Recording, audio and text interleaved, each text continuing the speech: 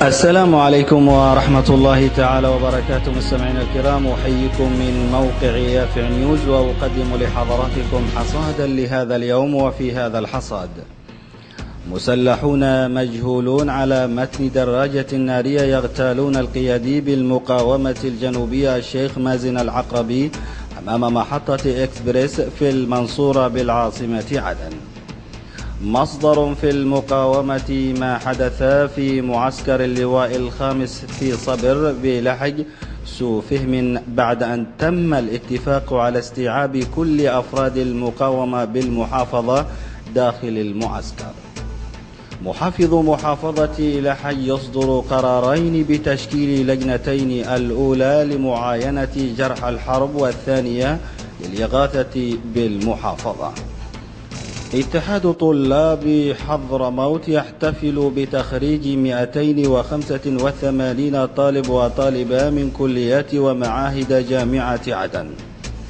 وإلى الأخبار في الشمال: استشهاد الطفل مروان سمير عبد الله الهادي بعملية قنص نفذها قناص يتبع لميليشيات الحوثي والمخلوع صالح المتمركزة في جبال ناصة المطل على قرية صولان شمال مريس.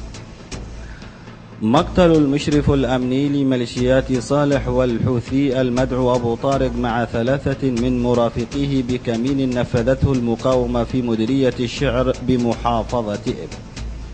الجيش الوطني والمقاومة في الشمال بالجوف يأسرون 7 من ميليشيات الحوثي والمخلوع صالح بينهم قيادي.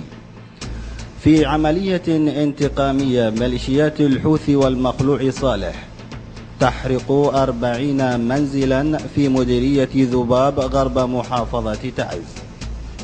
وإلى الأخبار العربية والدولية: إصابة مواطن سعودي جراء سقوط مقذوفات أطلقتها ميليشيات الحوثي والمخلوع صالح على محافظة العارضة السعودية.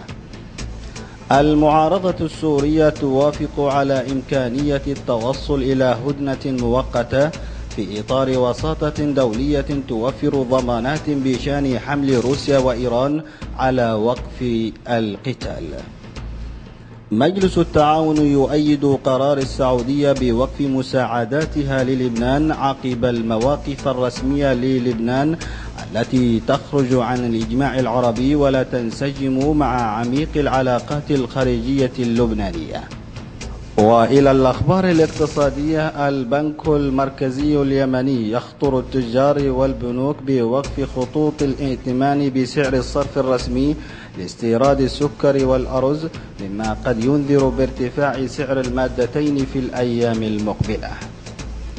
مسؤول روسي يقول إن جميع الاتفاقات بين القوى النفطية في العالم على تجميد إنتاج النفط طوعية. وإلى الأخبار الرياضية: الحارس المصري عصام الحضر يقود الفراعنة في ودية بوركينا فاسو.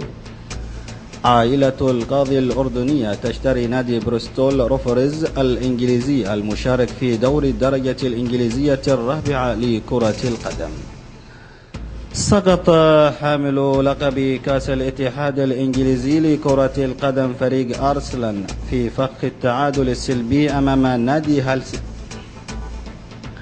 سقط حامل لقب كأس الاتحاد الإنجليزي لكرة القدم فريق أرسنال في فخ التعادل السلبي أمام نادي هال سيتي متصدر بطولة دور الدرجة الثانية، وذلك في المباراة التي جرت على استاد الإمارات في لندن. مستمعينا الكرام، بهذا الخبر نأتي وإياكم إلى ختام حصادنا لهذا اليوم، قدمناه لحضراتكم من موقع يافع نيوز.